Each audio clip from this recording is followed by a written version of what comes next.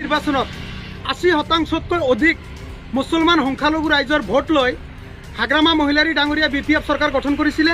কিন্তু আজি দেখা গ'ল যে চেণ্ট্ৰেল সিলেকশ্যন বোৰ্ড তথা CSB বোৰ্ড যেখন গঠন কৰিলে মুছলমান শূন্য এখন বোৰ্ড গঠন কৰিলে হাগ্ৰামা মহিলাৰী ডাঙৰীয়া। এই আমি সদৌ বিটিয়াৰ সংখ্যালঘু ছাত্ৰ সন্থাই আজি দুখৰ বিষয় যে প্ৰতিক্ৰিয়া এখন প্ৰকাশ কৰিব লগা হৈছে।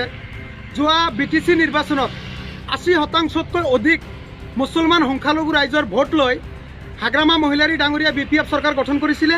কিন্তু আজি দেখা গ'ল যে চেণ্ট্ৰেল সিলেকশ্যন বোৰ্ড তথা CSB বোৰ্ড যেখন গঠন কৰিলে মুছলমান শূন্য এখন বোৰ্ড গঠন কৰিলে হাগ্ৰামা মহিলাৰী ডাঙৰীয়া।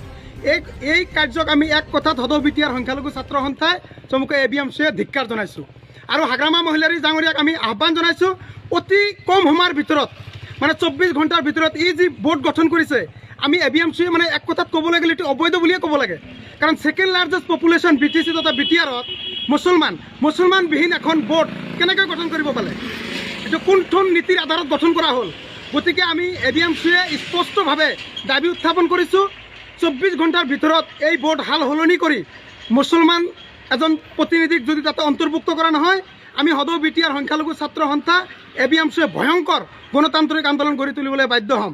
তাৰ লগে লগে আমি BPFত থকা সংখ্যালঘু নেতাসকলক আহ্বান জনাইছোঁ আপোনালোকৰ যদি অকণমানত জাতীয় চেতনা আছে তেন্তে নৈতিক স্বীকাৰ কৰি পেলাই দল ত্যাগ কৰক, অন্যথাই আপোনালোকৰ দলৰ ভণ্ড নেতাজনক মানে প্ৰেছাৰ ক্ৰিয়েট কৰক যাতে 24 ঘণ্টাৰ ভিতৰত প্ৰয়োজনত 12জনীয়া কমিটি কৰক, মানে গাইডলাইন এমেণ্ডমেণ্ট কৰি হ'লেও মুছলমান মানুহক কিন্তু নিযুক্তি দিব লাগিব।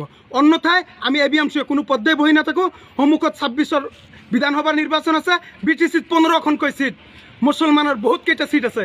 আমি কিন্তু হাগ্ৰামাৰ BPFক দেখাই দিম স্পষ্টভাৱে কিমান পানীৰ মাছ হাগ্ৰামা মহিলাৰী ডাঙৰীয়া সদায় মুছলমানৰ লৈ ৰাজনীতি। আমি কিন্তু এইবাৰ এনেকুৱা কুটিল ৰাজনীতিক সহ্য নকৰোঁ। গতিকে 24 ঘণ্টাৰ ভিতৰত এই কমিটি হাল সলনি কৰি মানে গাইডলাইন এমেণ্ডমেণ্ট কৰি হ'লেও মুছলমানক নিযুক্তি দিব লাগিব, অন্যথাই ভয়ংকৰ আন্দোলন গঢ়ি তোলা হ'ব।